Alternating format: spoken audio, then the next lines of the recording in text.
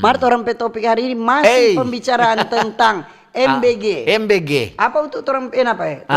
Ini masih dengan makan bergizi karena gratis. Masih marak, masih banyak cerita-cerita. Baik itu cerita-cerita yang positif maupun negatif. Betul. Biasa satu program itu dari pemerintah, nyanak semua yang setuju apapun. Hele program bantuan masih banyak yang tidak setuju. Betul. Bagaimana? Kalau apalagi tuh nyanak dapat bantuan. Orang bilang bantuan apa? Ya apa orang bilang cuma BLT apa jo, bantuan lewat terus. Ada tuh begitu kan tuh. Ada yang bilang, aduh kayak pada orang tuh memang tuh boleh mau dapat, kayak apa tuh lain itu yang dapat. Mana memang ketuk makan bergizi gratis ini menurut Utu pribadi memang bagus sekali. Banyak juga Utu temui dan tanya-tanya pak guru-guru, banyak tanya-tanya pak orang-orang tua, apalagi anak-anak yang orang ketuk senang sekali dang.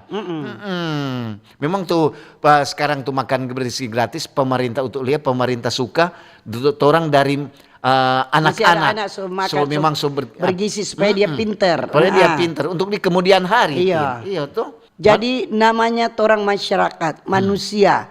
Tetap apapun keputusan, apapun program ada yang setuju, yang tidak dan yang tidak setuju.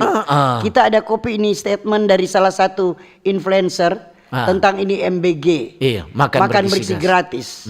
Jadi menurut dia, ini konsep ini kasih makan gratis bukan makan enak. Jadi kasih makan menu sehat bukan menu restoran. Betul itu. Jadi kasih makan porsi anak bukan porsi kuli. Kuli bangunan. Bukan anak pergi menghadiri resepsi pernikahan. Boleh tambah. Atau resepsi hari jadi. Kemudian sedikit habis lebih baik daripada banyak namun kebuang semua. Jadi kalau kurang kenyang bisa makan lagi di rumah misalnya. Kalau kurang enak jangan dimakan. Nggak yakin sama makan gratis, izin sekolah biar bisa tetap bawa bekal sendiri.